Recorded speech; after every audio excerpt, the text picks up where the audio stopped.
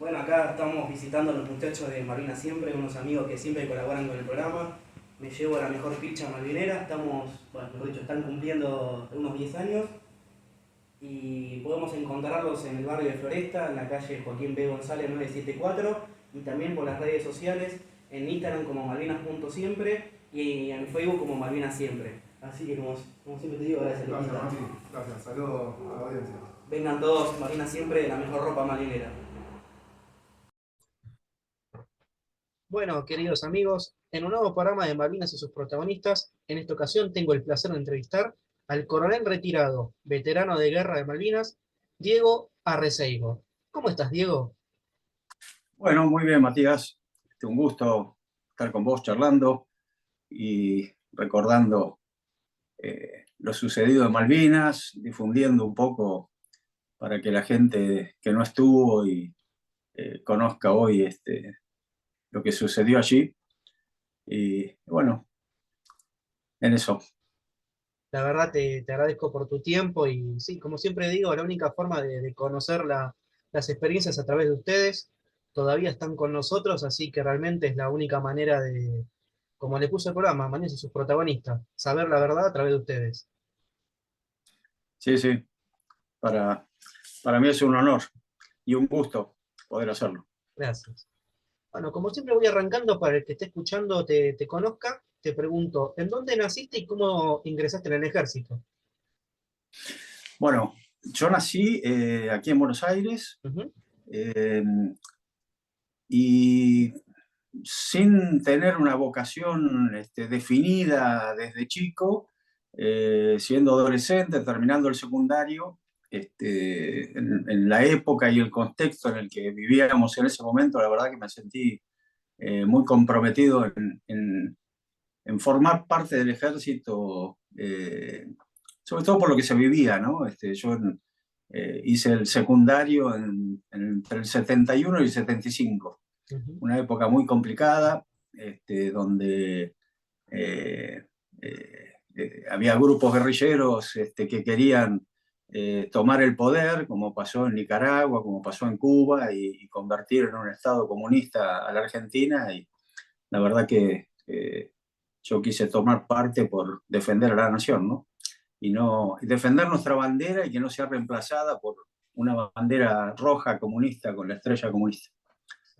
Ese fue el motivo fundamental por el cual entré al ejército y no me arrepiento, ¿no? Porque realmente después me realicé en muchísimas cosas, viví cosas extraordinariamente intensas, interesantes, que hoy me han dejado un recuerdo muy, muy importante, que no sé si en otra profesión lo hubiese logrado, ¿no? Por supuesto, si uno hace algo o toma un camino, deja de tomar otro, ¿no? Y quizás en otras cosas me hubiese sentido muy bien, pero realmente hoy al final, al retorno de la vida, no me arrepiento para nada y me siento muy conforme con lo que he vivido, gracias a Dios. Bien. ¿Y en qué año ingresaste en el colegio militar? Año 76, principio del 76. 76. Sí. ¿Qué promociones? Soy de la promoción 109.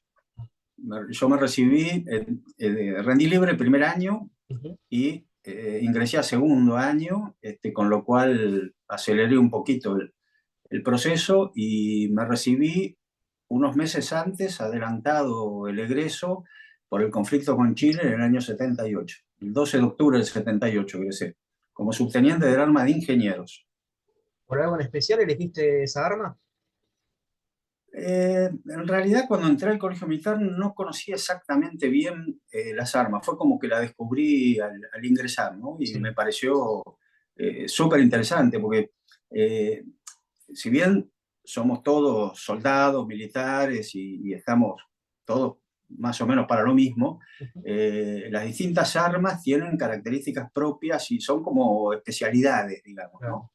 Y la parte de ingenieros, lo extraordinario que tiene es que en tiempo de paz o en guerra siempre tiene trabajo y tareas y actividades para realizar que no son solamente el disparar armas o el combatir, digamos, ¿no? Es decir, la construcción de un puente, la captación de agua potable para distribuir en cualquier población, bueno, todas las obras que se hacen dentro del arma de ingeniero son realmente lindas, interesantes, y uno se siente útil en todo tiempo, digamos, ¿no?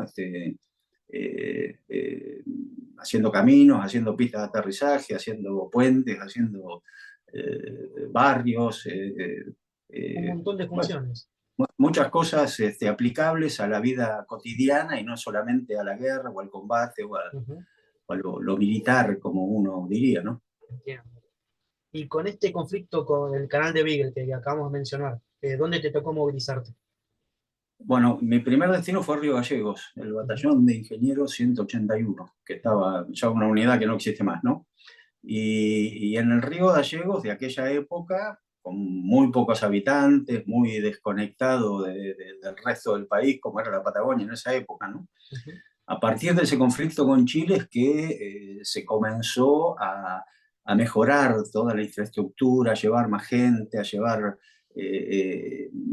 empresas y a desarrollar un poco más la Patagonia, ¿no? Sí. Que en ese momento, como digo, Río Gallegos es una ciudad mínima, muy chiquita, con muy poca población, y toda Santa Cruz era muy deshabitada, ¿no? Había pueblos que no existían, como el Chaltén, por ejemplo, ¿no? Todo eso vino después. Pero en aquel momento uno se sentía muy bien trabajando en esa zona y sobre todo haciendo obras que hacían falta muchísimas, ¿no? Así que vivía en el terreno con los equipos viales, con el personal, con maquinarias, haciendo obras. La verdad que era muy gratificante. Mucho trabajo, pero uno se sentía muy conforme, ¿no? Muy contento con lo que se hacía. Todo lo que aprendiste en el colegio pudiste aplicarlo en el primer destino enseguida. Sí, sí, sí. Y la verdad, en forma continuada y todo el día, las 24 horas, porque uno no había horario, porque tampoco había mucho para hacer, ¿no? Porque en Río Gallegos no había un solo cine muy chiquito, muy precario, y nada más, un par de bares, ni siquiera había lugares como para decir, bueno, después del horario de actividades había una vida interesante, al contrario, No había nada. era más interesante seguir trabajando que salir a pasear por el pueblo, ¿no? Entiendo, bien. Mm. Y saltando a lo que ya es el 82, el famoso 2 de abril, ¿en dónde te sorprende? Bueno, yo estaba con la nueva clase incorporada ese año, porque ya se había ido la mayor parte de la clase que había hecho el servicio militar en el 81, ¿no? Ya se había incorporado los nuevos ciudadanos y estábamos en pleno periodo de instrucción, la instrucción básica que se daba. En ese momento estaba en Ezeiza, en los bosques de Ezeiza, estábamos ahí acampados, en vivac, haciendo toda la instrucción básica de la nueva clase. Y el 2 de abril, a la mañana, nos enteramos por las noticias de las radios y enseguida empezó a llegar. En esa época no había celular, las comunicaciones eran diferentes, ¿no? Y ahí nos fuimos enterando de todo, ¿no? Así que, bueno, enseguida, al día siguiente, se suspendió toda la instrucción que se estaba programando y volvimos al cuartel. En ese momento yo formaba parte de la compañía de ingenieros mecanizada 10, se llamaba la unidad, que estaba en Pablo Podestá, al lado de la estación de Pablo Podestá, atrás del Colegio Militar, sobre la Avenida Márquez. Ya no Y está bueno, más, ¿no? volvimos ahí. ¿Cómo? Ya no está más ahí, ¿no? No está más. No, después por algunas cuestiones políticas y se movilizaron unidades que estaban cerca de la capital, se la fue mandando hacia el interior del país y toda esa brigada fue a parar a La Pampa. Esa compañía y todas las otras unidades de esa brigada, la 10ª brigada, La 10ª, sí. estaba en La Plata, pasó a La Pampa. Y ahí, en toda esa zona, fueron a parar todas las unidades. entre ellas la compañía esta de ingenieros. Y bueno, volvimos ahí al cuartel y en unos días, de acuerdo a cómo fue evolucionando la situación, la Argentina decidió enviar más tropas, porque seguramente vos tendrás claro que la Operación Rosario, que fue la recuperación de las islas, que es el verdadero término, ¿no? Algunos argentinos dicen la invasión a las islas. Es decir, la invasión fue la de los ingleses en 1833. Sí. La tercera invasión inglesa, digamos, pues nosotros los argentinos siempre hablamos de 2 invasiones inglesas y en realidad hemos sufrido 4. 1806, 1807, 1833 cuando invaden las Islas Malvinas y en el 82 cuando vuelven a reinvadirlas para retomarlas después de nuestra recuperación del 2 de abril, ¿no? Así que bueno,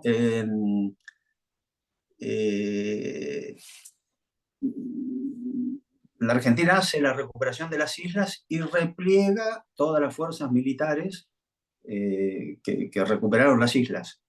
Ante la reacción inglesa, que empiezan a preparar su primera fuerza de operaciones, con 40 barcos, 42 barcos, la Argentina decide cruzar la 10ª Brigada, con todos los elementos, todas las unidades. Ahí es que cruzamos nosotros, que cruzo yo con mi gente.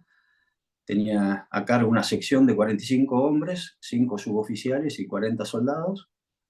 Y bueno, apenas llegué a las islas, que la verdad que era una emoción, era sentirse protagonista de la historia que estaba viviendo el país, no sé, era una emoción muy grande, ¿no? Que Parece sentíamos entonces, todos. claro, una emoción tremenda, Y, obvio. Parte de la historia. sí, sí, la verdad que yo creo que nadie estaba insensible a eso, ¿no? Era todos emocionados, los soldados, los oficiales, algún civil, que hubo civiles, ¿no? De la empresa de teléfonos, de correos, de vialidad. Exacto. Todos nos sentíamos protagonistas de la historia y orgullosos de estar ahí, ¿no? La verdad que era una realización personal, ¿no? En ese Y bueno, entonces enseguida, al día ya eras siguiente, teniente, ¿no? En ese entonces. yo era teniente, sí, en el primer año. ¿Y qué edad Tenía tenías? 23 años, este, y bueno, la verdad, yo en aquella época, hoy digo que tenía 23 años y me parece que era joven, ¿no? Pero en aquel momento yo me sentía un hombre y ser responsable de 45 vidas, Claro, obvio. la verdad que te hacían tomar las cosas con una seriedad y una formalidad que, bueno, era parte del momento, ¿no? que uno vivía. Antes Así que, de seguir un poquito con la cronología, para el que está escuchando que no conoce bien cómo está formada una compañía de ingenieros, ¿cómo estaba formado la de ustedes? bueno, tiene siempre son varias secciones, ¿no? Una compañía tiene varias secciones. Sí. Una sección, comando y servicio, depende de la organización, Ujú. que es toda la parte que dirige y apoya a los elementos que trabajan. Los elementos que trabajan son las secciones de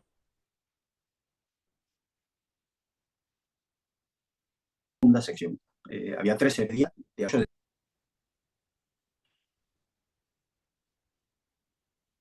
¿Me estás escuchando? Ahí se escucha, se había Ah, trabado un poco, sí. se bloqueó, ¿no? Sí, Sí, se había se congelado un trabó. poquito, sí. Bueno, y eh, cada una de esas secciones tuvo su misión, su despliegue, fue enviada a algún lugar y desarrollaba las tareas que se iban necesitando dentro de lo que hace el arma de ingenieros, ¿no? Hubo una sección que quedó en Puerto Argentino a Sí. cargo de la planta potabilizadora de agua que se sacaba del mar, Ujú. eh, eh, quitándoles la sal, bueno, purificándola un poco y era el agua que se consumía, ¿no? en el pueblo, por ejemplo. Otra parte estuvo a cargo de toda la parte de bomberos, la recolección de residuos.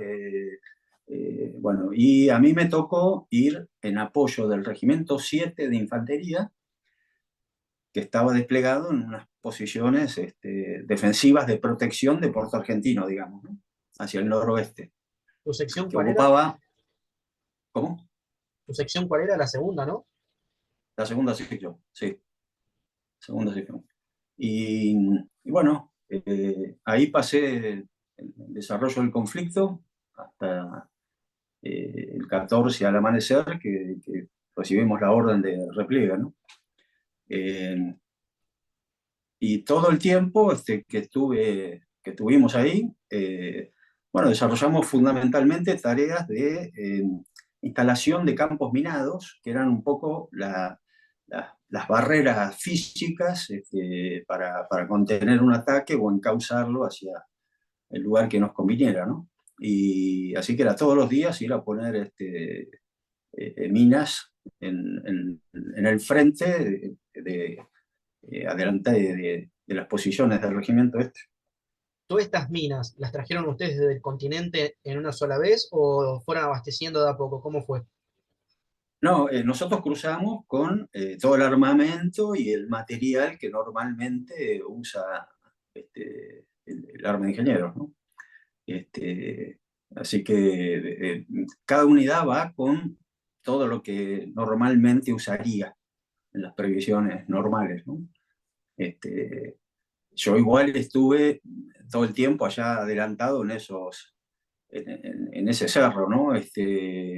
Si en algún momento comenzaron a faltar minas y se pidieron al continente, quizás cruzó algún avión trayéndolas o en alguno de los barcos que alcanzaron antes del bloqueo a traer A poder cruzar, sí. abastecimientos, material, quizás trajeron algo más, ¿no? Pero me da la impresión de que se cruzó con todo lo que fuimos poniendo en aquella época, ¿no? En aquel ¿Y, momento. y estos campos minados que nos mencionás, eran solamente antipersonal o antitanque también? No, hubo algunos, fundamentalmente antipersonales, Ujú, eran casi todos por los lugares por donde podían venir. Eh, el terreno de Malvinas es muy difícil de transitar. sí, Había un solo camino que cruzaba la isla de lado a lado, es decir, de Puerto Argentino hacia Darwin, ujú. que fue donde hicieron el desembarco ahí en el techo de San Carlos, ¿no? Era el único camino que había. El resto del terreno de las islas, con la turba, se hace intransitable. Entonces, vehículos era muy difícil que llegaran a las posiciones estas, ¿no? Entonces, mayormente instalamos minas antipersonales.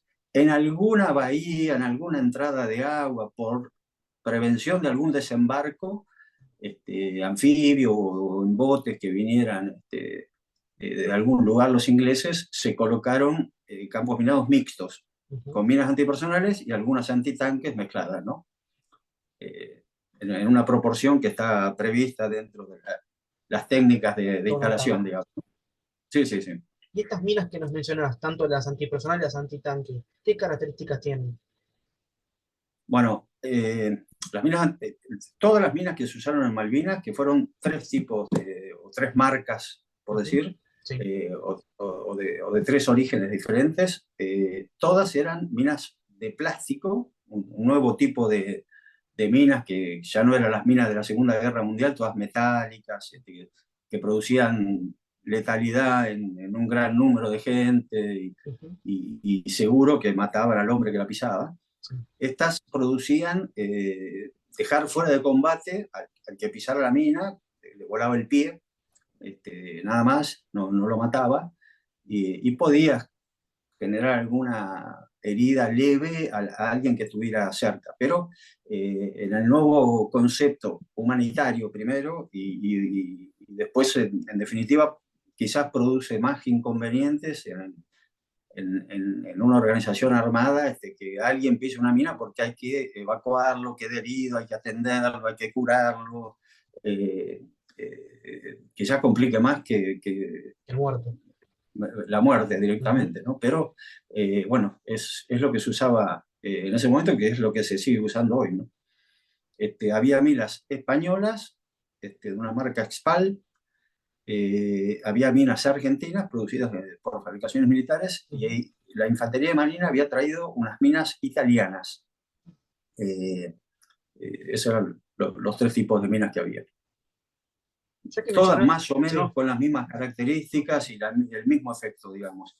Las minas antipersonales se activan con un peso entre 12 y 15 kilos, ujú, así que con pisarla explotaban, sí, y las minas antitanque con 120 kilos para arriba, cosa de que si pasa un soldado con su equipo de armamento y todo, no detone, sino que sí vuele cuando pasa un vehículo, ¿no? bien, bien. Ya que mencionaste a los ingenieros anfibios de la Armada, ¿ustedes trabajaron conjuntamente? No, ellos estaban en un sector Ujú, y, como te dije, a mí me mandaron al Regimiento 7 y sí. estuve todo el tiempo en las posiciones del 7, ¿no? Hasta el 14 al amanecer. ¿Qué día llegaron a Malvinas ustedes, recordás? ¿Cómo? ¿Qué día llegaron a Malvinas? El 12 ¿De abril? de abril, sí. Ah, una de las primeras unidades prácticamente, muy enseguida. Sí, sí, fue sí, sí, la brigada que se cruzó inmediatamente después de la reacción inglesa Ujú. de empezar a mandar más tropas, ¿no? Y la compañía cruzó completa, Sí, sí, sí, sí. Sí, sí, ¿no? en varios vuelos Pero fue completa. cruzando. Es como que se dijo, bueno, Ujú, ahora va la 10ª brigada y, bueno, el regimiento tal, ¿ves? La compañía de ingenieros y a medida que había avión sí, se iba cruzando, ¿no? Es decir, fuimos de Palomar a Río Gallegos ujú, y estuvimos ahí en el aeropuerto unas horas a medida que fueron saliendo los vuelos. sí, Había un puente aéreo que iban y venían los aviones constante, sí. llevando gente y volviendo vacíos, lógicamente, ¿no? Y cruzando gente. Así que apenas hubo lugar, no sé a qué hora de la madrugada, nos avisaron Y y llegaron, ya sí. embarcamos y cruzamos. Llegamos ahí al amanecer, ya había luz. ¿Y la compañía aproximadamente cuántos efectivos tenía? Eh, y tiene que haber tenido entre 250 y 300. Bastante. Sí. ¿A cargo de quién estaba? De un mayor de apellido Matalón, pero yo, como te dije, Ujú. fui agregado al regimiento y quedé a órdenes del jefe del regimiento, que era el teniente coronel Jiménez, Ah, bien, un hombre que ya falleció. exacto, sí. O sea, vos respondías a él. Claro, sí, Bien, sí. bien. ¿Qué Y día más o y menos? hacía Sí. era, cada vez que colocaba algún sector que se minaba, Ujú, hay que hacer los registros con todo el detalle de la ubicación, dónde está, qué tipo de minas tiene, si hay alguna trampa, alguna tipo cazabobo, como se llama, ujú, ¿no? sí, O si hay algún tipo de alteración a lo normal que se haya hecho. Y bueno, todo eso se registra en un formulario que se llama registro de campo minado.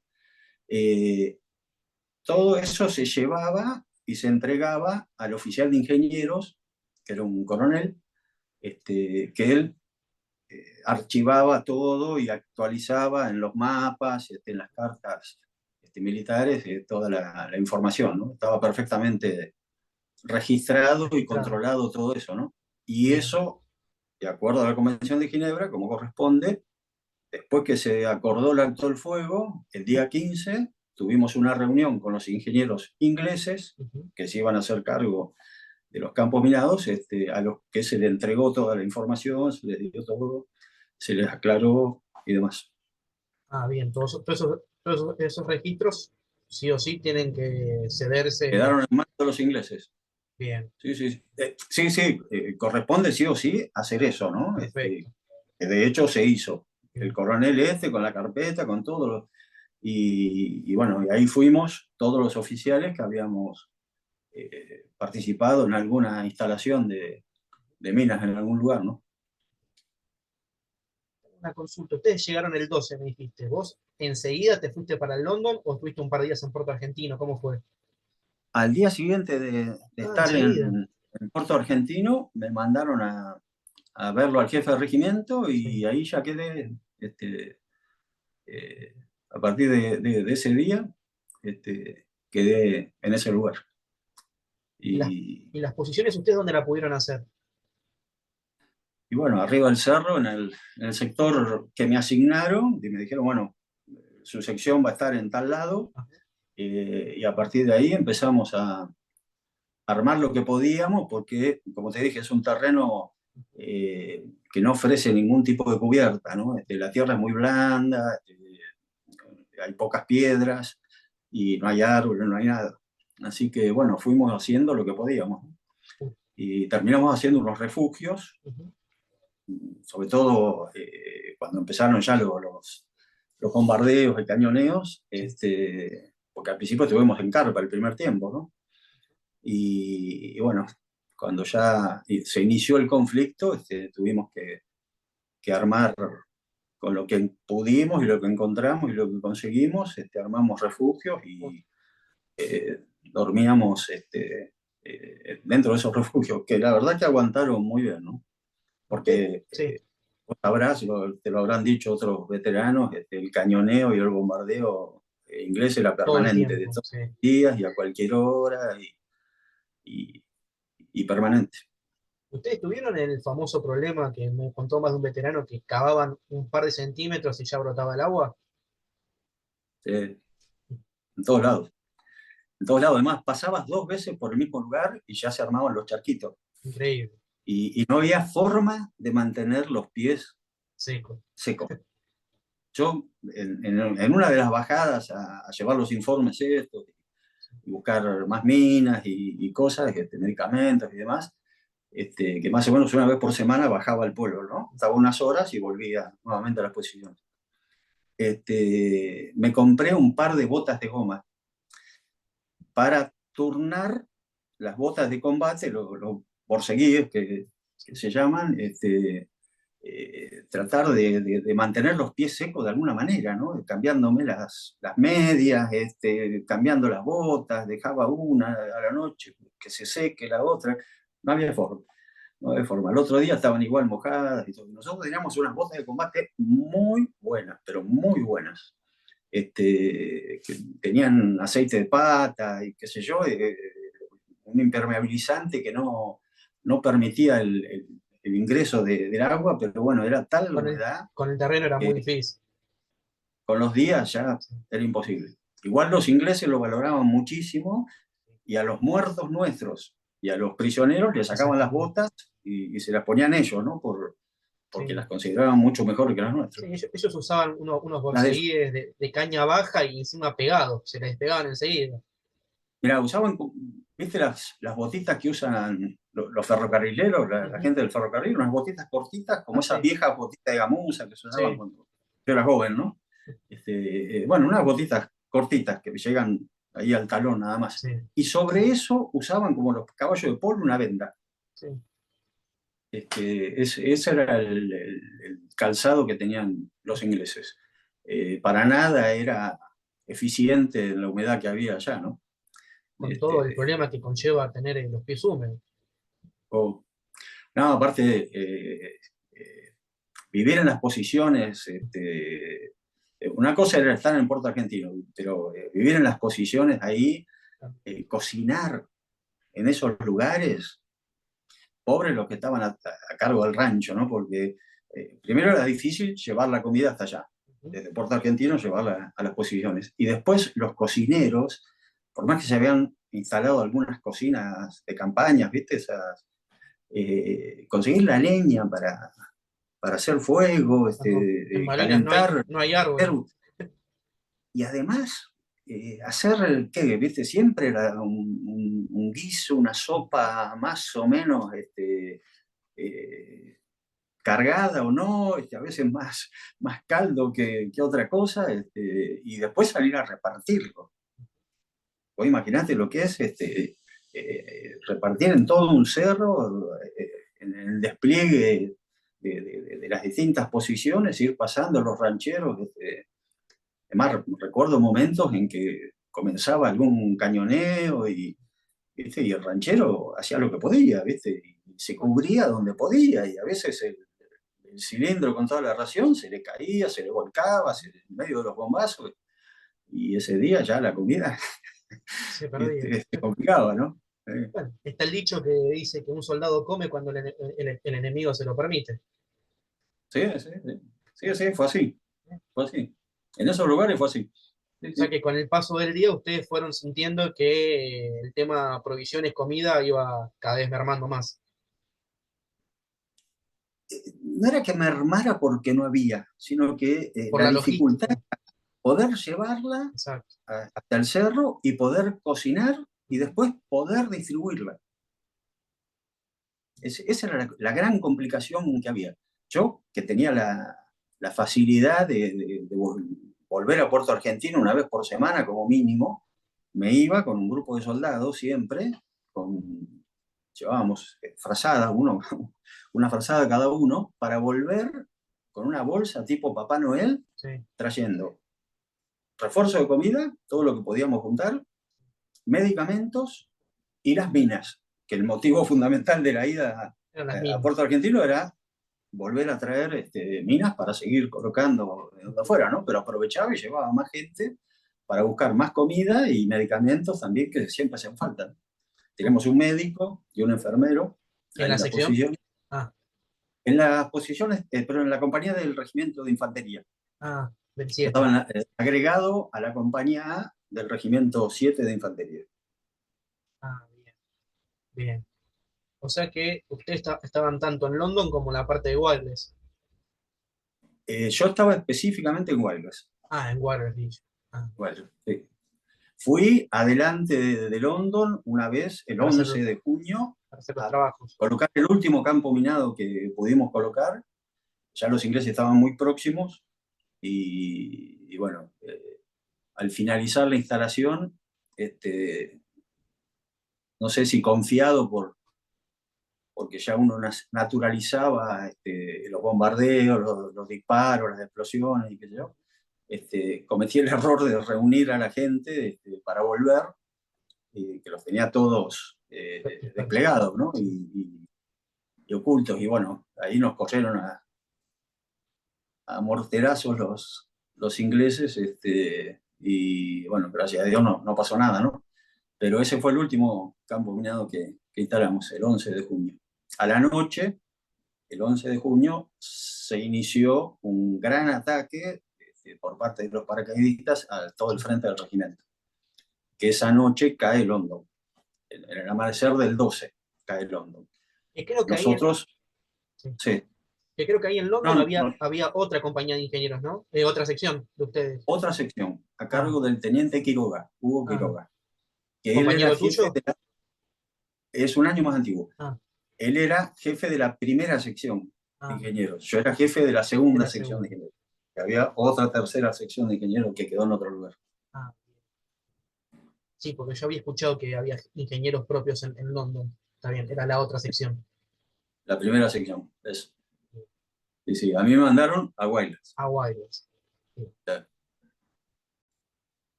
Bien, Diego. Ahora, bueno, entonces como nos estabas comentando dónde fueron sus posiciones y lo que ya estuvimos hablando, me gustaría preguntarte, el 1 de mayo, cuando realmente comienza la guerra con el bombardeo de la aviación británica a lo que fue el aeropuerto de Puerto Argentino, ¿fue un antes y un después para tu unidad, para tu sección?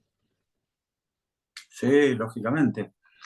Hasta ese momento era todo teoría y tomar previsiones y hacer recomendaciones de que si sucedía tal cosa, si pasaba tal otra. Era todo vivir en la imaginación, digamos, ¿no? Y esa mañana, esa madrugada, cuando pasaron por arriba nuestro los aviones, en la corrida hacia el aeropuerto, Sí. fue, bueno, pegar un salto este, y caer en la realidad de que había empezado todo, ¿no?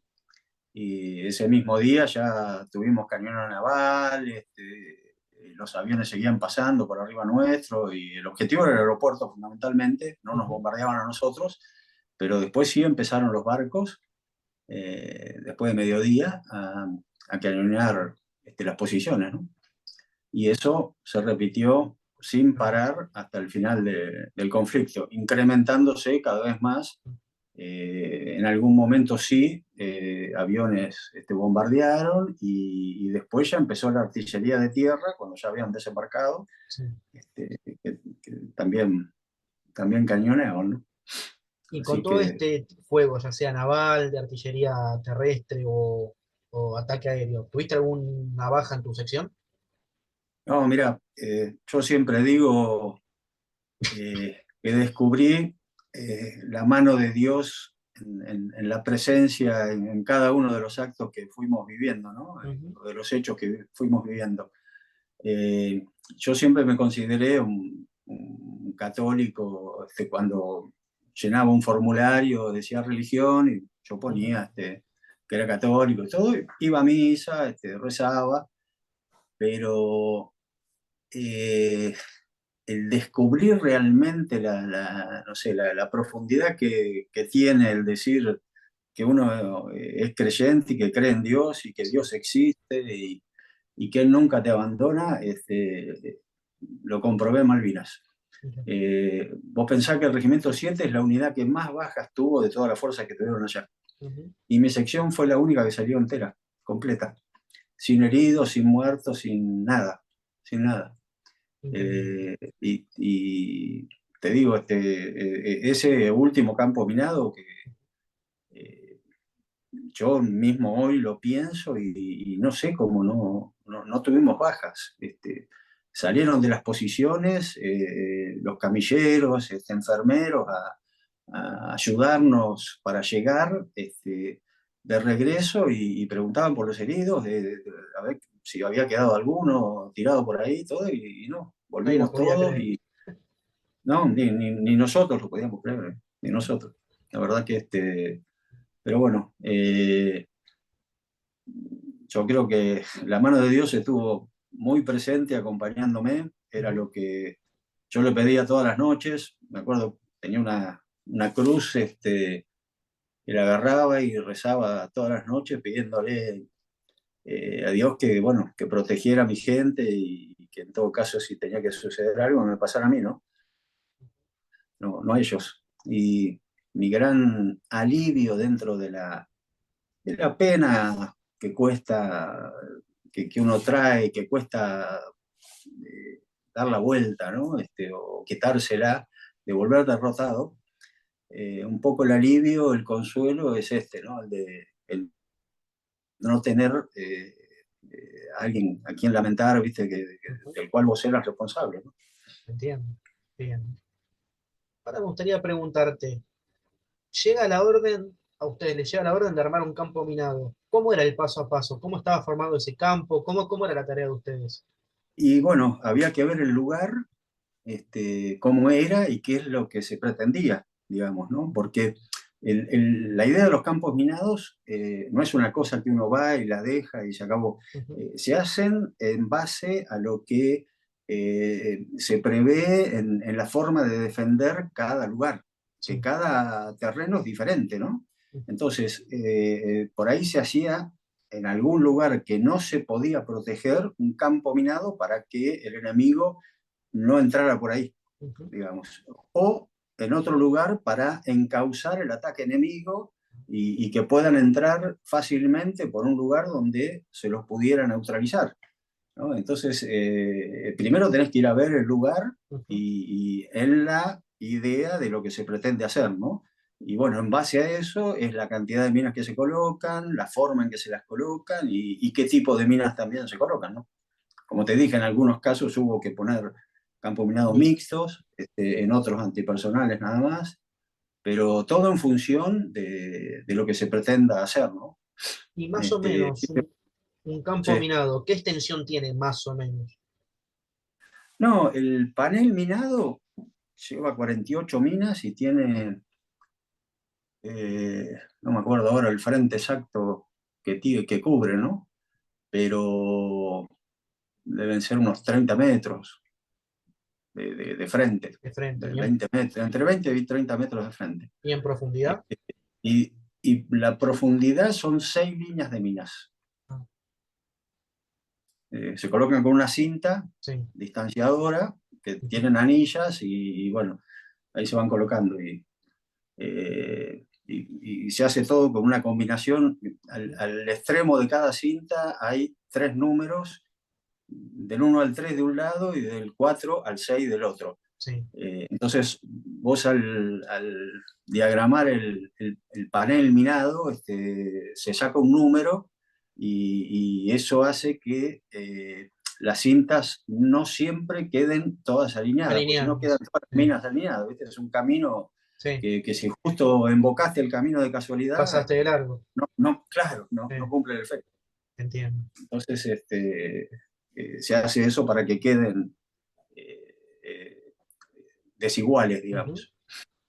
Una Cosa duda, de cubrir todo el frente. todo el frente. Una duda que siempre Sí. tuve. Obviamente, la mina va inactiva hasta que se instala. Y después, ¿cómo es la instalación? O sea, con lo peligroso que es, ¿cómo es la instalación de la mina Va para el ir? cuerpo explosivo por un lado y la espoleta que la activa por otro.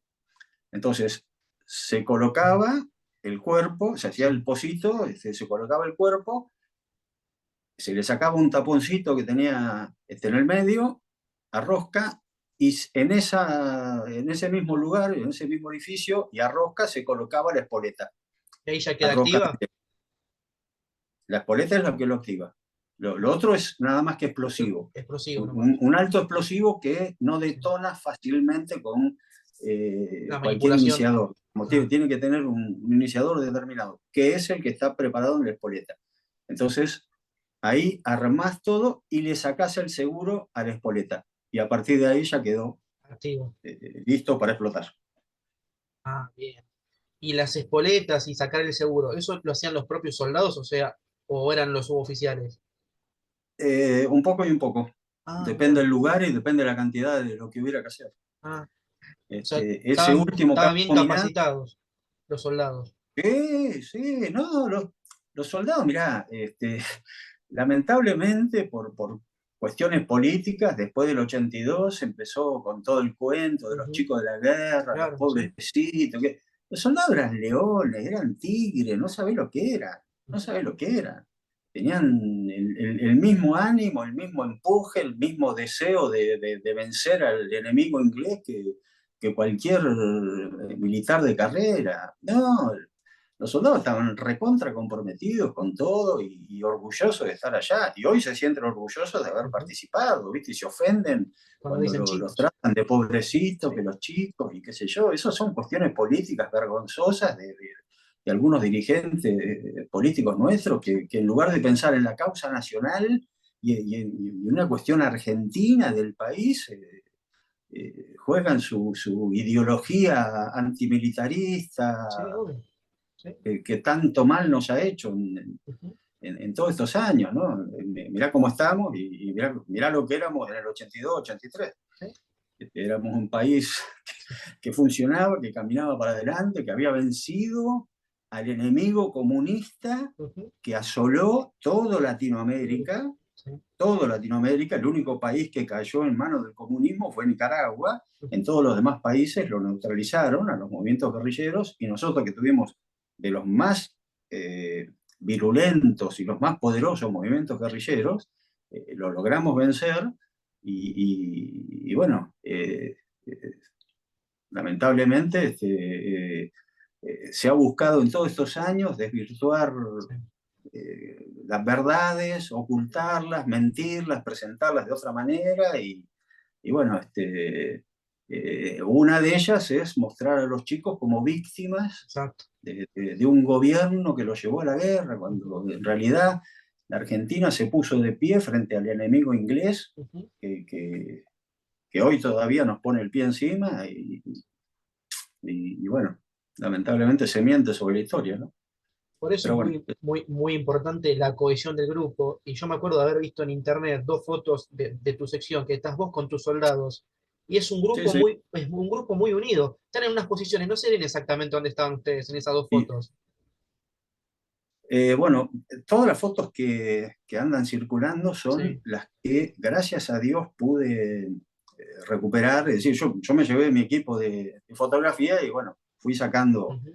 si bien no me consideraba que estaba de turismo, pero bueno, me pareció interesante Tener algún rescatar recuerdo. algunas imágenes, ¿no? Uy, Y el 14, al replegarnos, lógicamente yo sabía que la máquina de fotos la sí, perdía y el valor para mí eran los rollos de fotos, ¿no? sí, Que tenía uno ya todo completo y me apuré a terminar el último. sí. No sé cuáles son las fotos que viste vos, pero hay varias que yo saqué en el galpón donde nos acomodamos al replegarnos, Ah, ya en Puerto Argentino, cuando ya no se combatía, ¿no? sí. Este, eso era el 14 a mediodía, más o menos. Y terminé el rollo rápidamente, cosa de separarlo de la máquina, para poder esconder ese rollo que, bueno, gracias a Dios lo pude hacer pasar con un civil que trabajaba en Vialidad Nacional, un salteño, que me lo pasó, porque a los civiles los embarcaron enseguida en un buque de hospital y los mandaron para el continente, ¿no? Y ahí pudiste pasar Los los rollos. prófugos, claro. Bien. Entonces son esas fotos que a la vuelta recuperé el rollo, revelé y bueno, y se las he, por supuesto, distribuido a todos mis soldados Claro, obvio. y andan dando vuelta por todos lados, ¿no? Sí. Eh, Llega la noche del 11 de junio, que es cuando hablamos del ataque a la primera línea de los ingleses. Tu sección, ¿cómo vio el combate del London? Porque no estaban muy lejos. no, estábamos ahí al lado, se veía todo Ujú. y se escuchaba todo bueno, la verdad que era una cosa sumamente intensa, ¿no? El 12 cuando amaneció, que ya no había disparos, algunos soldados argentinos que se eh, iban replegando, Sí. algunos llegaron al Cerro Nuestro, ¿no? Ujú. Y bueno, ahí los recibimos, los ayudamos a compartir la comida, bueno, acomodarlos un poco y siguieron en su repliegue a la tarde hacia Puerto Argentino. ¿Y cómo era el ánimo de esa gente? En- y bueno, estaban muy... Vos imaginate que después de esos combates cercanos, digamos, Sí, donde lo ves al enemigo muy cerca, donde murió el compañero que estaba al lado, que el otro que quedó prisionero, el otro que quedó herido, que no lo pudiste rescatar. La gente, lógicamente, viene muy choqueada, por sí, decir, ¿no? Con una emoción muy intensa, muy profunda, ¿no? Eh, y un desgaste emocional muy grande, ¿no? total. Yo soy compañero de Raúl Castañeda, el teniente Castañeda, que es uno de los tres que hacen el contraataque, uno de los tres, de las tres secciones, digamos, que hacen un contraataque para tratar de recuperar El London. el Monte London, Ujú. cuando ya los ingleses estaban arriba, ¿no? Sí, Y bueno, él vino con, no me acuerdo si eran 4 o 5 soldados nada más y un suboficial que venía herido con una herida en la oreja. Y bueno, los recibimos ahí en las posiciones mías. Además, lo hice dormir un rato en mi cama, digamos, en lo que yo sí. tenía como cama, le preparé comida, le di y lo convencí de que se fuera para Puerto Argentino, porque él se quería quedar, eh, bueno, la verdad que fue, fue un momento muy especial, ¿no? Eh, Claro. Y, sí, y después otros que hacen también el contraataque era la sección de Quiroga también. por eso, fueron 3 secciones. Ajá. Castañeda por el centro, Quiroga y el otro no me acuerdo quién era, en los flancos, Sí. ¿no? Que intentaron Hacer. recuperar el cerro, pero bueno, no se pudo, ¿no? En esos Los ingleses interinos, sí. concentraron mucha gente Ujú. y muy buena. la mejor tropa que tenían eran los paracaidistas, Sí, el tercer por eso batallón. los mandaban al frente siempre con todo, es decir, con lo bueno que son para la acción psicológica, los ingleses nos hicieron creer que los peligrosos eran los Gurkhas. Con el de Buello y todas esas cosas. Los Gurkhas no llegaron a combatir nunca, Mm. venían como reserva atrás, Ujú. quedaron a 30 kilómetros de Puerto Argentino. Yo tuve después contacto Con ellos. estando en Yugoslavia, Ah, cuando Argentina mandó tropas, los cascos azules. ujú. Bueno, teníamos ahí un batallón Gurkha muy cerca y en algún momento los tuvimos dentro del sector de responsabilidad del batallón argentino. Y la verdad que los Gurkhas son un desastre como soldados, son indisciplinados, sucios, había que enseñarles a usar los baños, era un lío, la verdad que. Mira, Y yo pensaba, ¿no? Digo, pensar que le teníamos miedo a miedo. esta gente Sí, por todo lo que nos decime. hicieron creer los ingleses, ¿no? Y la tropa buena, buenos combatientes eran los paracaidistas, que como digo, fue lo que los mandaron al frente siempre en Darwin y después en las posiciones del 7 para romper el cerco sobre Puerto Argentino y poder Entrar. llegar, ¿no? Exacto. Igual le llevó 3 días romper Sí, las posiciones del 7, ¿no? sí, claro.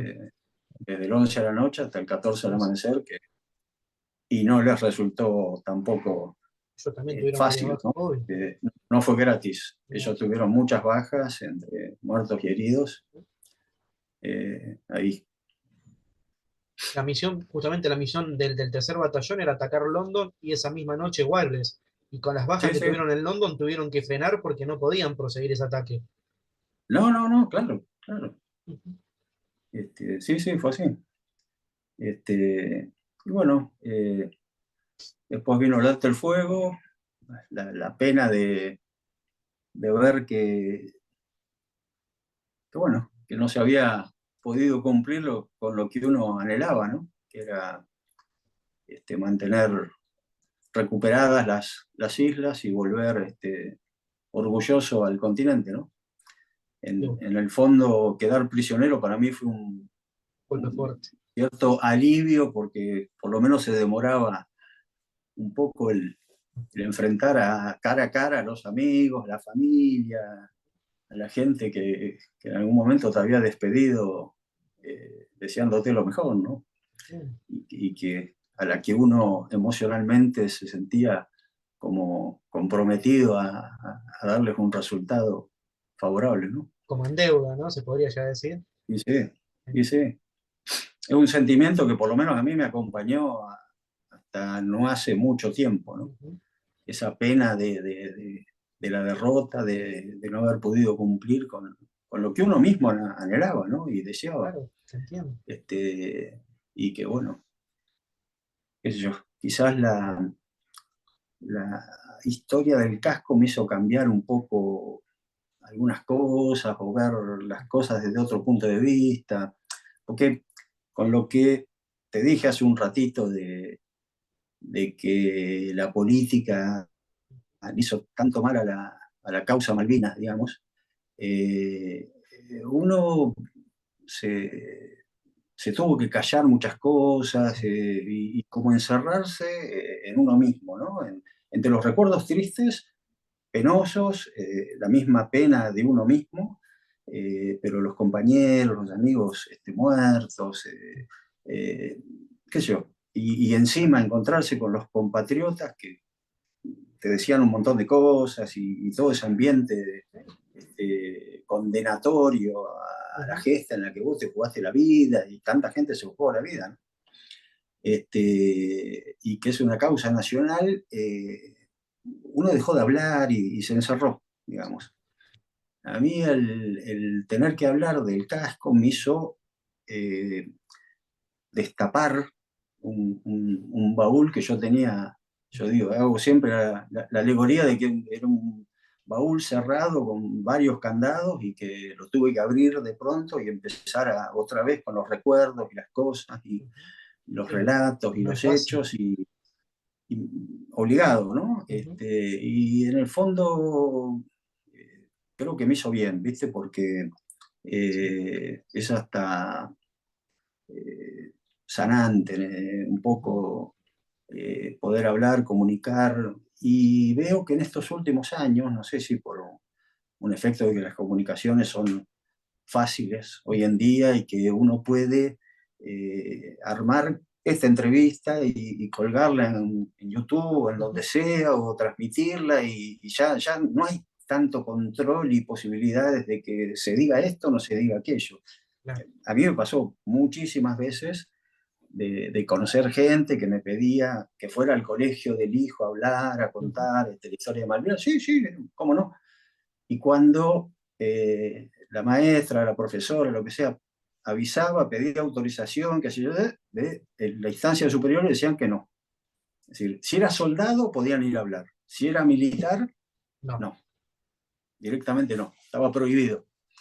Así clarito estaba instalado en los últimos años. Hoy ya no hay forma de atajarlo, ¿viste? Ya los ideólogos del antimilitarismo ya no pueden frenar ese tipo de cosas. Quedan resabios como la discriminación que hace la ciudad de Buenos Aires respecto A los cuadros. de los militares, ¿no? Es decir, Ujú. veteranos de guerra son únicamente los soldados. Los oficiales y suboficiales nacidos en la ciudad no son veteranos de Malvinas, ¿viste? Es decir, nosotros no fuimos a Malvinas Tiene sentido. por la mezquindad ideológica de no Ujú. reconocernos a nosotros para no tener que pagarnos la pensión, porque como lamentablemente nuestros políticos ven todo a través del dinero, ¿viste? Obvio. Parece que es su único interés a la luz de los resultados, ¿no? Que uno Ujú. los ve que entran a la función pública con el saquito medio raído y salen multimillonarios todos. Ujú. Parece que su único valor es el dinero. Bueno, evidentemente no nos quieren reconocer por eso, ¿no? Que yo siempre digo que si a mí me reconociera la ciudad de Buenos Aires, donaría mi pensión con gusto para demostrar de que no es Plata. por dinero, sino por la desagradabilísima sensación de sentirte discriminado. Es inconcebible que después de 41 años Todavía. los Sí. políticos de la ciudad de Buenos Aires te sigan discriminando y decir, no, no, vos salí de acá, vos no te considero veterano de Malvinas. Al que fue soldado, sí. Bueno, lamentablemente Sigue en casi pasando. todas las provincias se ha revertido eso. Ujú. Pero bueno, en la ciudad de Buenos Aires sigue, pese a que en su momento, cuando estaba Macri, fue una comisión que mandó el ejército con un general, el general Castañeto, y 3 coroneles, Ujú. todos condecorados, héroes condecorados, a hablar con Macri para revertir esta situación. Bueno, en un momento dado, Macri, sé, contado por algunos de ellos, que terminó dándole la razón, pero que no podía, reconociéndole que no podía revertir esa situación, con lo cual, bueno, Sigue todo eh, igual. sí, sí, sigue todo igual y va a seguir todo igual. Rodríguez Larreta, él ha manifestado claramente su antimilitarismo y Sí, su, siempre. por cuestiones familiares. Ujú.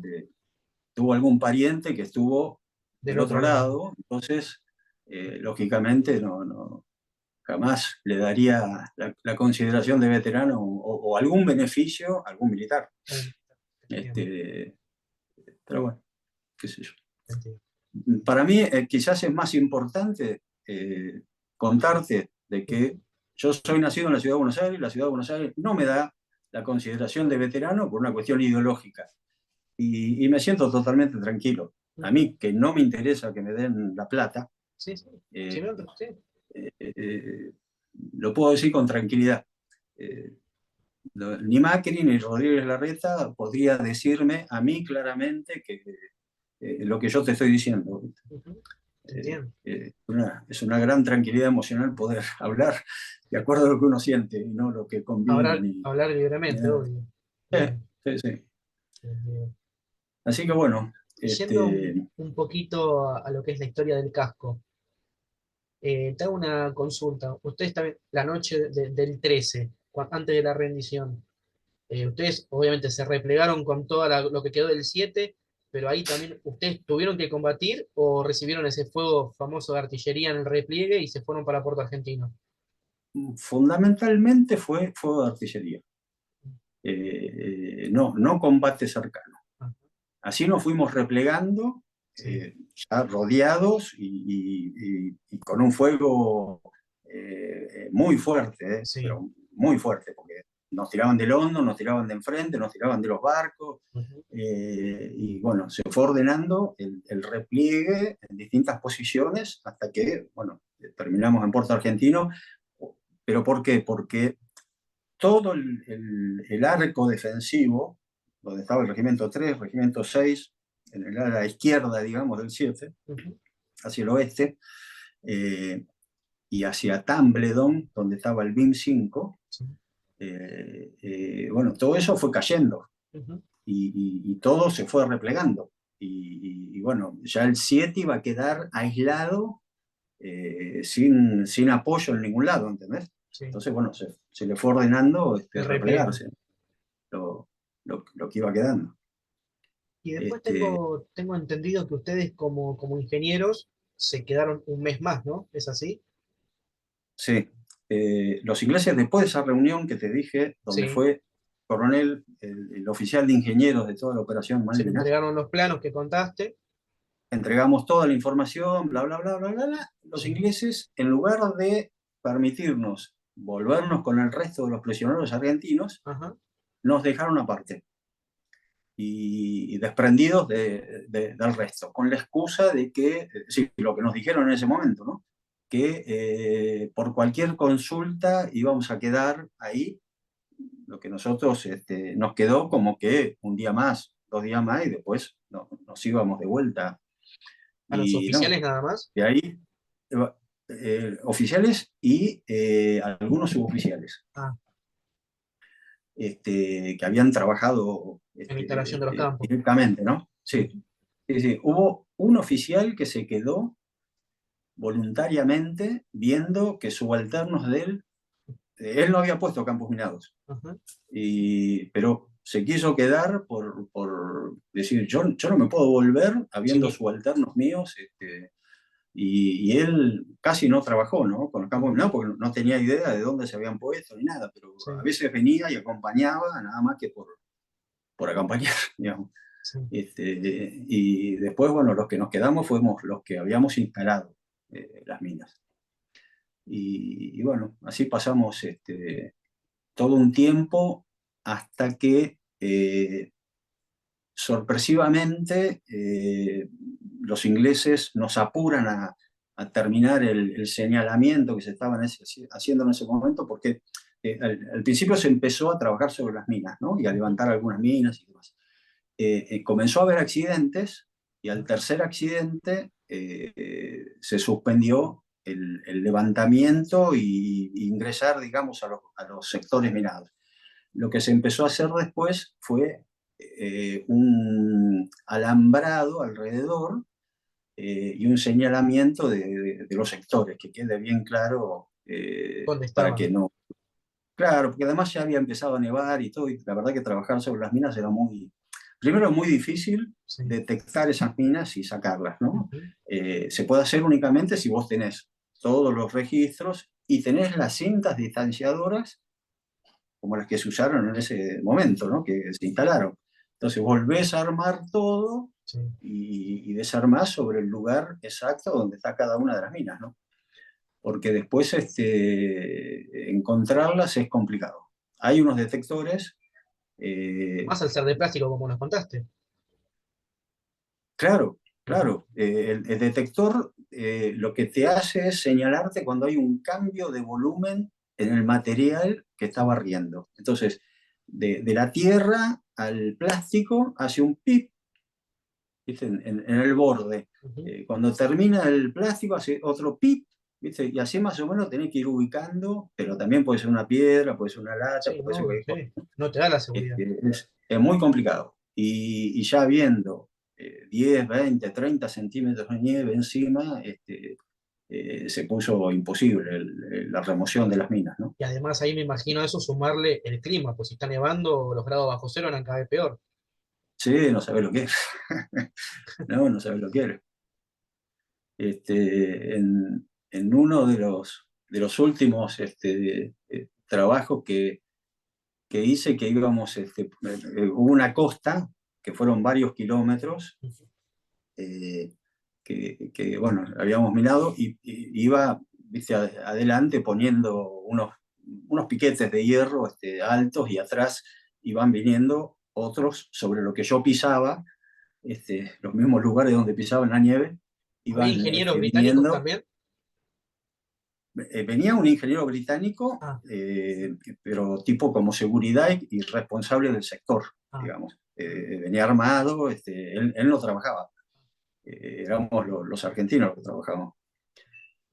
Cosa que, ojo, según la Convención de Ginebra, meter a los prisioneros a trabajar en los campos minados es un crimen de guerra. ¿Viste? La Argentina nunca lo aprovechó ni nunca hizo nada, como tampoco ha hecho nada con los prisioneros que mataron los ingleses, ni los heridos que remataron, ni las barbaridades que hicieron, ¿no? Desde el cabo Ortuzo del submarino Santa Fe al capitán Giaquino, que ofreciéndole rendición lo ametrallan al intérprete que iba al lado de él, el guardia marina García Quiroga, y cuando va el cabo Urbina, también, enfermero, también lo hacen. también lo ametrallan, ¿viste? Es decir, barbaridades así que no se han tenido. La Argentina en ese afán desmilitarista, que yo ni siquiera ha reclamado internacionalmente las barbaridades que han hecho los ingleses, ¿no? Bien. Y qué sé yo. Yo soy muy crítico en ese sentido con la política que ha llevado la causa Malvinas desde el 83 en adelante, ¿no? Ujú. Desvirtuando la historia, no concientizando en muchas cosas. Gracias a Dios, los hechos caen solos, ¿no? Y las verdades se destapan más tarde que temprano, ¿no? Y por más que han querido ocultar muchas cosas, hoy se conocen, hoy se saben, hoy se valoran actos de heroísmo desconocidos que ni se sabían, y que, bueno, gracias a Dios se van difundiendo y conociendo y demás, ¿no? Igual uno ve gente que, que un poco trabaja para el enemigo o se deja seducir por la acción psicológica de los ingleses, que es fabulosa. Siempre han sido Siempre la tuvieron. extraordinarios en acción psicológica, ¿no? Sí, Ellos siempre están presentados como los buenos, los correctos, los limpios, los pulcros. Es decir, el agente 007 es un asesino de quien sea, pero el tipo es súper simpático, y las mujeres se mueren por él, siempre está peinadito, ¿viste? Y bueno, a la gente le queda eso, ¿viste? Que es el bueno de la película. exacto. Con los ingleses pasó lo mismo, ¿no? Es decir, han hecho aberraciones y los muertos nuestros, los ingleses después del 14 levantaron sus muertos y los nuestros los dejaron todos tirados y quedaron ahí y no los levantaba nadie, ni nadie se ocupaba de eso. Hubo un día que no trabajábamos en los campos minados Sí. y con 2 cabos de infantería de marina nos pedimos, ¿no? Que en lugar de descansar, nosotros queríamos ir a recoger los muertos, ¿no? Y bueno, Ustedes lo tuvieron que gracias. pedir. Sí, sí, a los ingleses les importaba 3 pepinos, estaban tirados ahí. También es mentira de que humanitariamente Goffrey Cardoso se ocupó de los muertos argentinos y demás. Eso es una falacia total, una mentira, propio de la acción psicológica de ellos, que recién comienzan a hablar de los muertos que están en el cementerio a partir de que el equipo de antropología forense, la Cruz Roja y el gobierno argentino empiezan a insistir con la identificación de los muertos, Ujú. que se quería hacer la identificación de los muertos, a lo que los ingleses de entrada se Se negaron, negaron. y viendo que no podían frenarlo, lo permitieron, pero enseguida lo sacaron a Goffrey Cardoso con un borrador que supuestamente había hecho en ese momento. La tarea de Cardoso fue nefasta, nefasta. Vos ponete a pensar, vos no estuviste allá, pero pensá lo siguiente. Sí. El muerto del 1 de mayo, el del 15 de mayo, el del 30 de mayo, el del, no te digo el 14 de junio, pero el del 10 de junio. Nosotros sabíamos quién era, perfectamente conocíamos el nombre. Lo levantábamos de las posiciones o donde hubiera muerto, lo llevábamos y lo enterrábamos en el cementerio local, no en un solo cementerio, sino en la otra isla había lugares donde se enterraron los muertos que hubo. En Darwin se enterraron los muertos que hubo en Darwin. Y en la zona de Puerto Argentino eran todos llevados al cementerio de Puerto Argentino. Y se les colocaba en la cruz el nombre, Diego Arceigor. Sabíamos perfectamente quién era el que había muerto. Bueno, cuando a Cardoso le dan la orden de armar un cementerio argentino, que por supuesto Cardoso buscó el lugar más alejado del otro lado de la isla, un lugar súper inhóspito y que no lo ve nadie, está en una... Yo no he ido, ¿no? Pero Una por depresión. lo que me cuentan, exactamente, una hondonada así, hacia el mar, que hasta que no llegas ahí no te lo encontrás. A propósito, para que no moleste el cementerio argentino, porque no querían que los familiares de los argentinos enterrados ahí molestaran a los que pero era una molestia verlos. Bueno, recordá vos que en el 82 mismo los ingleses quisieron que levantemos todos los muertos y los mandemos al continente. Exacto. Claro, porque justamente pusieron esa palabra. Les vamos a permitir repatriar a sus muertos. La Argentina, gracias a Dios, dijo, ninguna repatriación. Están en nuestra patria. Exactamente. Están en territorio argentino. Y se quedan ahí. Lo que ustedes tienen que hacer es permitir a los familiares visitar las tumbas. Eso es lo que tienen que hacer. Como humanitariamente no se podían negar, empezaron los primeros vuelos, ¿te acordás? Humanitarios que organizaba el gobierno, que iban a ver los familiares y demás. Bueno, ahí es que le dan la orden a Cardoso de juntar todos los muertos de los distintos cementerios y hacer un solo cementerio. Bueno, la tarea de Cardoso fue tan desprolija, tan nefasta, que 123 cuerpos perfectamente identificados pasaron a ser soldados desconocidos. Bueno, lamentablemente se contó otra historia, algunos argentinos la compraron, Macri lo condecoró a este hombre, hoy todavía le siguen haciendo homenajes. Bueno, la Argentina es así, ¿no? O nuestros políticos que deciden estas cosas son así. Pero la tarea de Cardoso fue una vergüenza, un desastre. Hace poco me llamó uno de los integrantes del equipo de antropología forense, sabiendo que yo había estado recogiendo muertos, dando prisioneros, ¿no?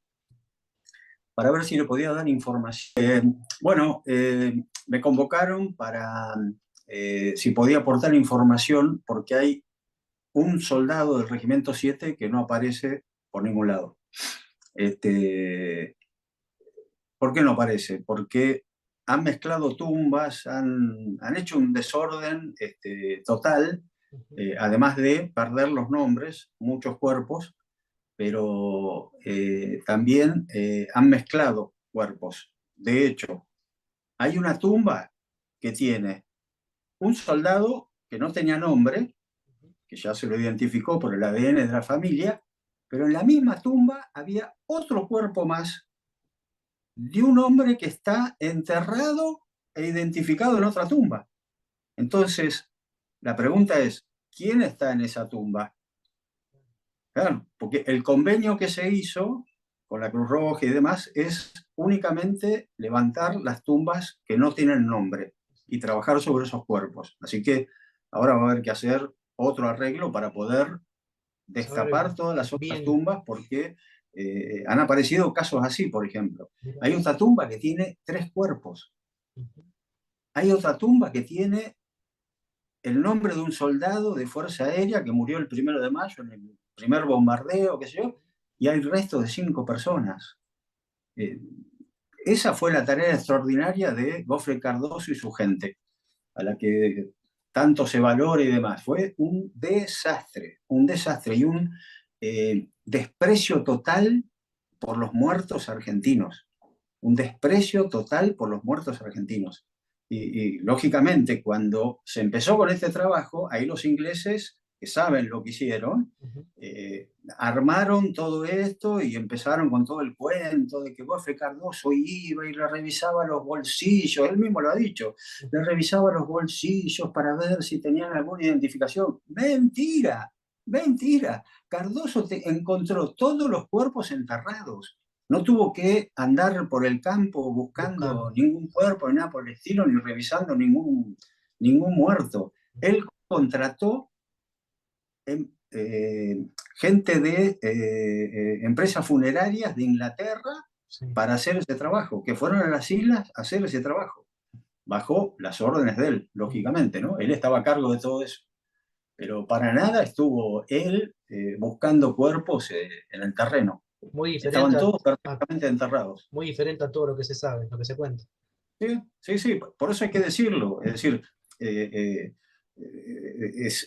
cualquiera puede entender de que todos los muertos que hubo, hasta los últimos combates, que ponele que no ya se han podido enterrar los últimos 2 días, 3 días de combate, todos los anteriores los enterramos nosotros mismos y le pusimos el nombre porque sabíamos quién era el que había muerto. Era imposible no identificar esos cuerpos. Bueno, Cardoso les sacó el nombre a todos esos cuando los trasladó al peor lugar de las islas que encontró. Porque también la ubicación de ese cementerio no es gratuita, casual, que bueno, los ponemos acá. No, buscaron el peor lugar y alejado de todo. Y que no se vea, para que no moleste. Entonces, esos son los verdaderos ingleses. Hay que dejarlo en claro. Aquí actúa el inglés. Bien. Y a todo esto, ¿cómo fue el tema de vos con el casco? ¿Cómo lo encontraste? ¿Fue cuando estabas levantando los muertos? No, yendo un día a trabajar a las posiciones del 7, a los Sí. campos minados que había colocado, Ajá. me encontré al pasar con lo que tiene que haber sido el puesto de reunión de heridos que se establece antes del combate, donde están los médicos y demás, y donde se va llevando a todos los heridos o la gente que caiga, ¿no? Y estaba lleno de equipos de sanidad y equipos militares, cascos, correajes, alguna cosa así. Armamento no y cuerpos no, ¿no? De los ingleses, digo, Sí. de los que atacaron las posiciones del 7. Uh-huh. Y bueno, ahí agarré un casco, no sé, pensando en llevarme un trofeo, ¿viste? Una cosa así, sin saber si lo iba a poder pasar. Bueno, Sí. como gracias a Dios, los ingleses tuvieron un relevo de los que combatieron, Uh-huh. se fueron, los llevaron nuevamente a Inglaterra, y vino gente de refresco que no combatió, que ya venía con otra mentalidad, ¿no? Eran un poquito más livianos, digamos, en la rigurosidad del control o de lo que hicieran. Y bueno, de alguna manera lo pude pasar y lo traje y lo tuve todo el tiempo, ¿no? Y este casco tenía escrito el nombre de su dueño, digamos. Yo siempre lo tuve, como ya he contado, como un trofeo, lo mostraba, contaba, qué sé yo. Y bueno, cuando empezó toda la era de Internet, de Facebook, que se empezaban a encontrar familiares que los habían separado de chiquititos, de bebé y demás, o amigos que se habían alejado, Sí. con el tiempo me puse en la tarea de buscar a este hombre, a ver si lo podía contactar, porque me pareció, qué sé yo, que si alguien encontrara algo mío, me gustaría que me lo entregara, ¿no? Como si fuera un casco, ¿no? Así. Sí. Y bueno, un día encontré que había muerto en un monumento que hicieron los ingleses a los que atacaron el Regimiento 7. Bueno, este hombre había muerto, pero tenía un hijo de 3 meses cuando él fue a la guerra. Sí. Así que bueno, me puse en la tarea de buscar a este hombre, ¿no? Que ya tendría 40 años, ¿no? Así que bueno, y no lo pude encontrar, así que la cosa fue dando vuelta. Por otro lado, se contactó a la hermana, la viuda no quería aparecer, no quería saber nada con que yo se lo entregara. Bueno, la historia se fue para otro lado, pero bueno, yo lo que quería que era acercar esa prenda a su dueño o La a sus familia. familiares. Bueno, gracias a Dios se pudo hacer y tuvo un final, hasta lo que yo hice por lo menos, feliz, por decirlo así, ¿no? Dentro de la tristeza y la pena la hermana me decía, vos pensá, Diego, que esto es lo último que tuvo en vida mi hermano. Era el único hermano que tenía, ¿no? Ella tenía 15 años cuando su hermano de 25 fue a la guerra. ¿Quién pertenecía Eh, al casco? a un soldado inglés que se llama Alexander Shaw. Ya, Alexander Shaw. que era Eh, del Para. sí, sí, sí. Ah, Del Para 3. ujú. Un hombre que muere por casualidad en un lugar que no tenía que haber estado, y muere la tarde anterior al alto del fuego. El alto del fuego se coordinó en la madrugada, en el amanecer del Del 14, 14. y él muere la tarde del 13, Ahora sí. ahí en London, Sí. por Caso fuego de sangriento. artillería nuestro, ¿no? Sí. Y la verdad que cuando vi la historia de él, cómo había muerto y qué sé yo, eh, me puse a pensar, ¿no? Yo tenía 23, él tenía 25, 25, casi la misma edad, sí. los dos el mismo entusiasmo de estar ahí, y él horas antes de que se termine todo, termina muriendo. La verdad que me, me llegó mucho, digamos, ¿no? O sea que Después más, cuando le pudiste poner un rostro a ese casco, ahí sentiste, fue diferente ahí. sí, sí, sí, sí, la verdad que Mm, no lo sentí un enemigo, digamos, mm. ¿no?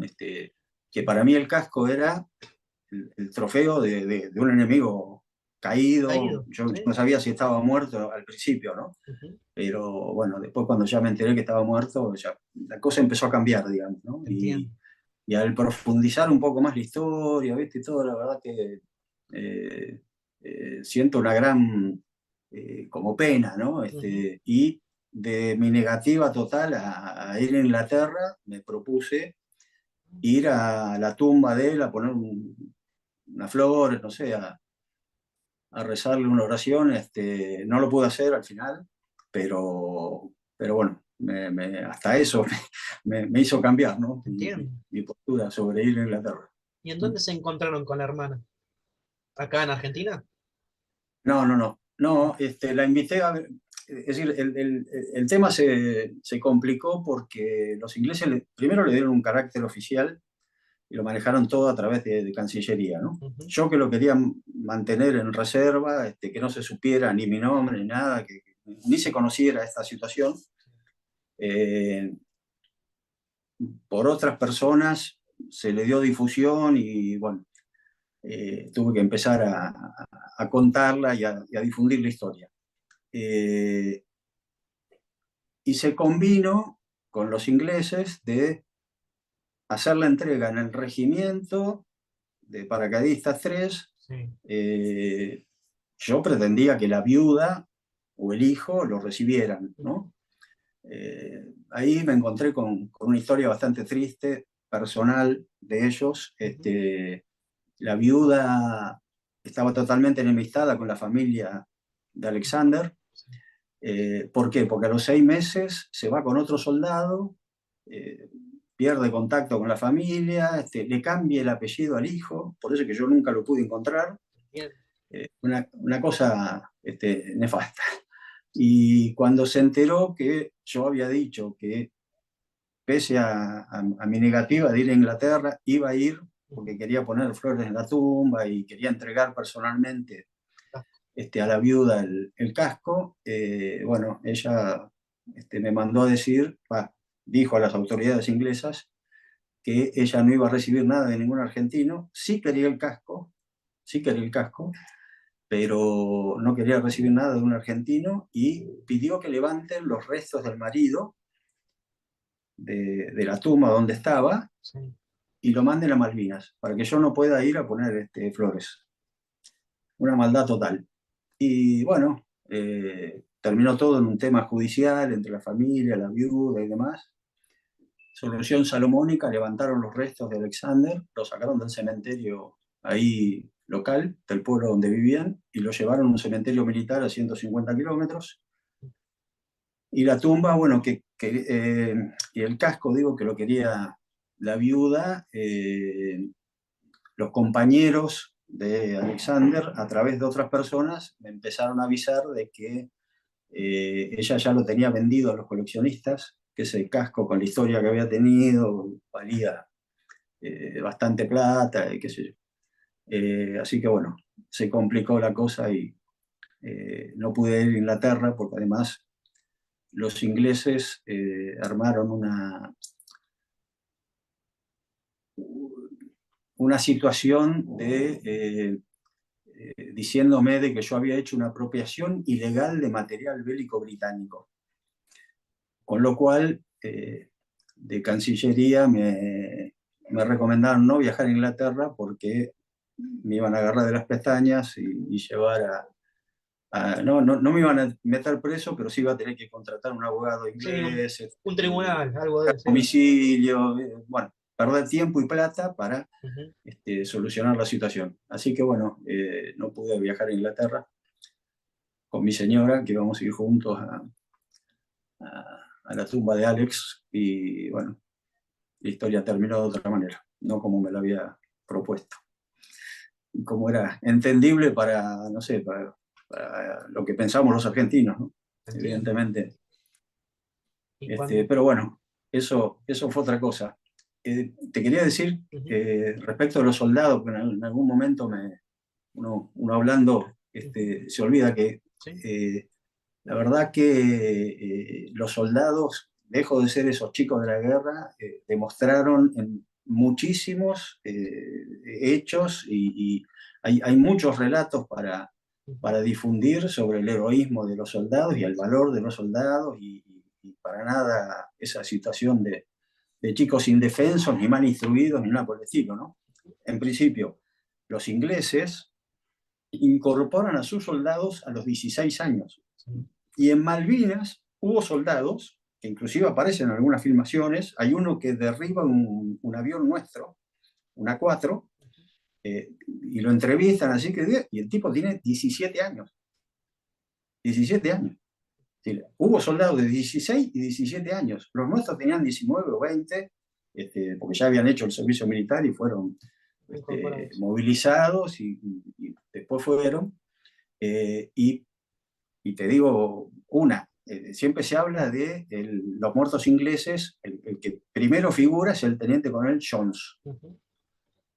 Bueno, ¿sabe quién lo mata al teniente coronel Sol? Un soldado, Todo. un 19 soldado, años, exacto. un soldado lo mata, al teniente coronel Jones. Así que fíjate el desempeño de nuestros soldados. Claramente. Extraordinario, extraordinario. Los Es propios un británicos insulto. también lo reconocen. Sí, sí, sí, sí, seguro, seguro. Este, y bueno, así han sido las cosas, más o menos, ¿no? No sé qué más te puedo contar de lo que no se ha contado, ¿no? Porque lo interesante es no repetir lo que todos cuentan, sino por ahí aportar Sí, la algo vivencia. nuevo, diferente, ¿no? O complementario o de lo que se va sabiendo ahora. Ujú, Porque toda esta situación del cementerio, por ejemplo, se ha ido conociendo ahora, no está bien difundida. Hay un embajador que estuvo trabajando mucho con la cuestión Malvinas, que se llama Rossi, de apellido, que, bueno, él coincidimos los dos en el relato, yo ni lo conozco, últimamente me enteré sí, de eso, sí. que bueno, también sabe que, porque él día a día fue siguiendo la situación y llevándola en Cancillería, ya está retirado, jubilado, ¿no? Ujú. Pero también es muy interesante lo que él cuenta. Eh, y, y bueno, la historia del casco ya se difundió Sí, por todos lados, sí. en muchos canales de televisión y diarios y demás, así que no hay mucho que hablar de eso, ¿no? Salvo estos detalles que te estoy contando ahora, que fueron el final después de las entrevistas, ¿no? Y después, bueno, sobre lo vivido en Malvinas, yo siempre digo que fue lo más trascendente que viví en mi vida. Ujú.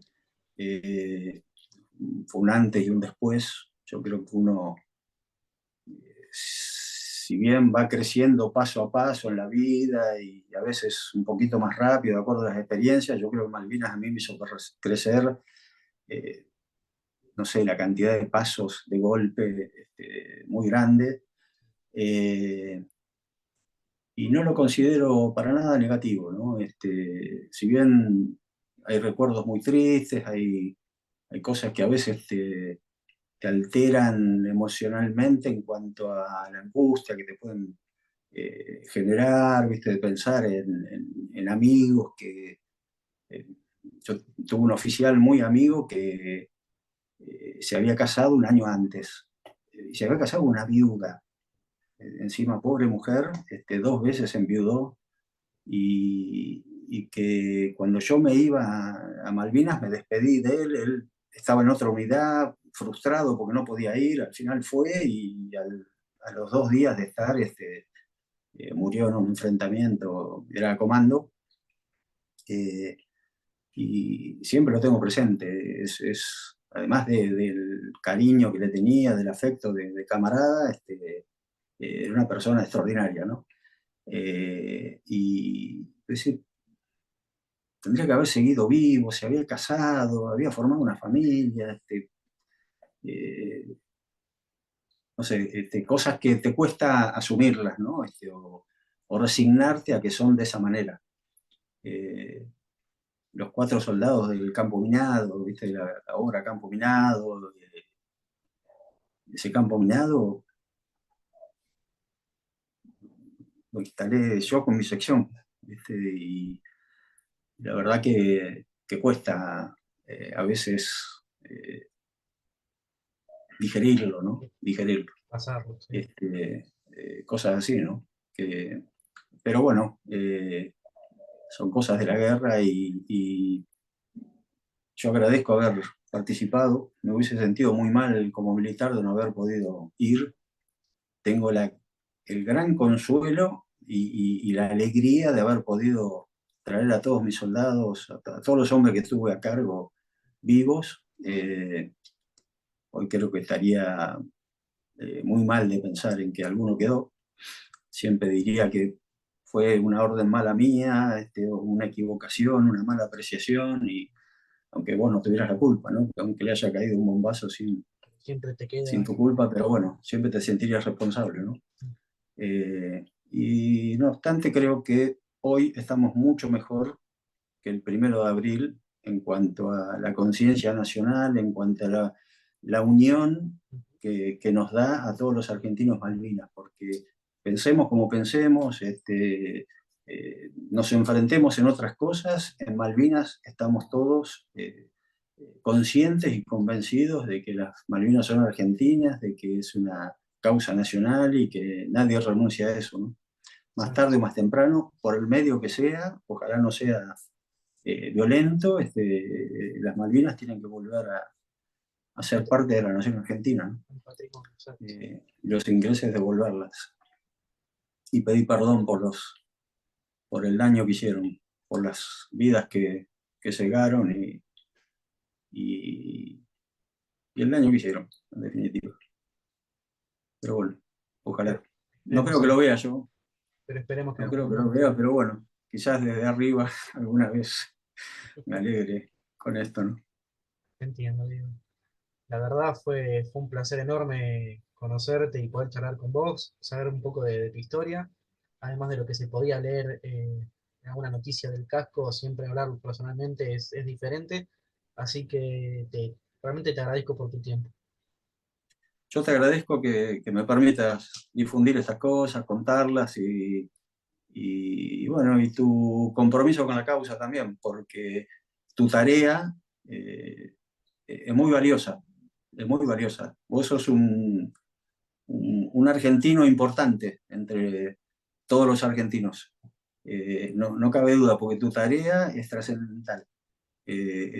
Lo tuyo me trasciende a mí, te trasciende a vos, y dentro de 150 años va a estar tu tarea vigente, presente y viva entre los argentinos de ese momento. Yo te lo agradezco. Te lo agradezco por los que quedaron, sobre todo, y por los que volvimos. Y en mi nombre propio, personalmente. Muchas gracias. Gracias por tus palabras, Diego. Estamos en contacto y te mando un fuerte abrazo. A disposición, por Malvinas, lo que sea. Y Muchísimas gracias. gracias. Nos vemos. Vamos a ver.